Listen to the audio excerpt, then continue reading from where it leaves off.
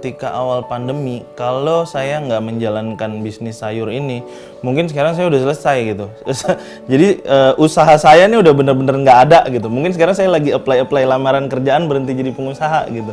Kalau saat itu tidak menjalankan industri sayur. Kenapa? Karena saat industri sayurnya itu, usaha sayur itu jalan ketika kita benar-benar nggak ada penghasilan dan banyak beban yang harus kita tanggung saat itu.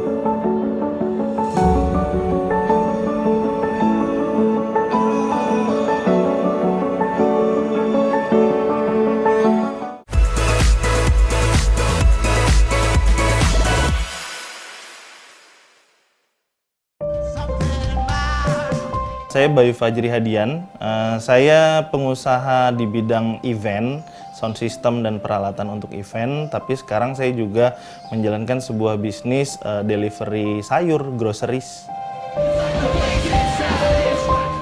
Sound system sebelum pandemi, khususnya akhir tahun 2019 itu sampai pada puncaknya di rata-rata average-nya itu sekitar 150 sampai 200 juta per bulan. Yang pasti kita kehilangan semua pemasukan kita ya, karena event langsung di cancel semua karena tidak ada perizinan untuk acara. Kalau kebingungan, bingung sekali karena kita dituntut untuk bisa menghidupi karyawan-karyawan dan juga untuk berbagai macam kewajiban yang harus kita selesaikan gitu ya. Sementara kanal pemasukannya tidak ada sama sekali.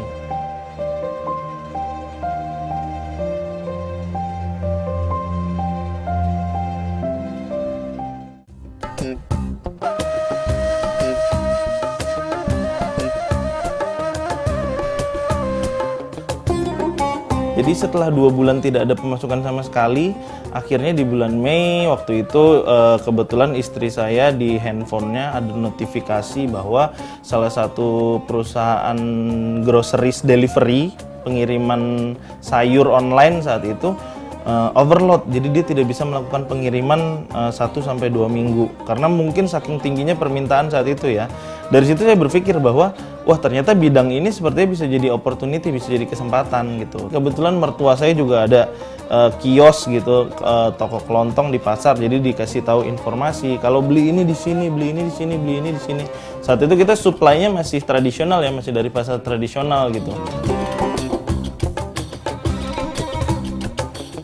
Medianya hanya menggunakan media Instagram aja dan hanya menggunakan aplikasi WhatsApp untuk pemesanan. Jadi kita nggak perlu install aplikasi.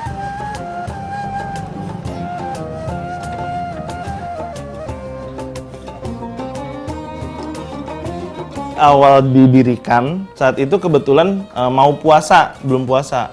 Itu omsetnya saat bulan puasa itu bisa tembus sampai 70 juta. 60-70 juta sebulan karena daya konsumsi masyarakatnya lebih besar lagi daripada season biasa gitu. Saya juga nggak tahu ya, mungkin karena orang kalau berpuasa cenderung lebih ingin masak di rumah, lebih banyak ingin mengkonsumsi gitu ya. Kalau ngelihat tren sebelumnya kita akan cenderung lebih fokus ke bahan makanan ini ya, manis ya, untuk orang berbuka puasa itu tinggi. Itu yang kayak apa namanya cendol, bahan kolak gitu ya, itu tingginya hanya saat puasa karena sesudah puasa permintaannya hampir nggak ada.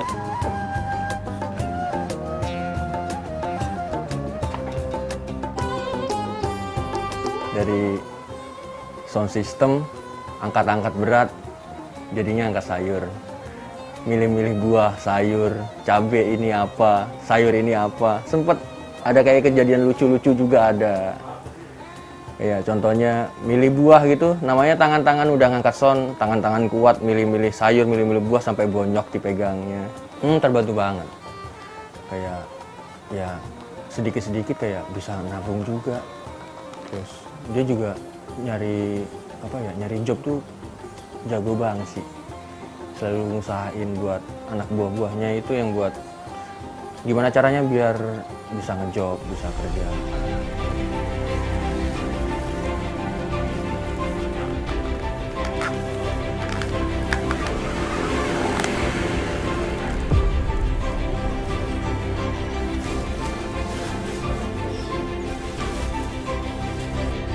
ketika awal pandemi, kalau saya nggak menjalankan bisnis sayur ini, mungkin sekarang saya udah selesai gitu.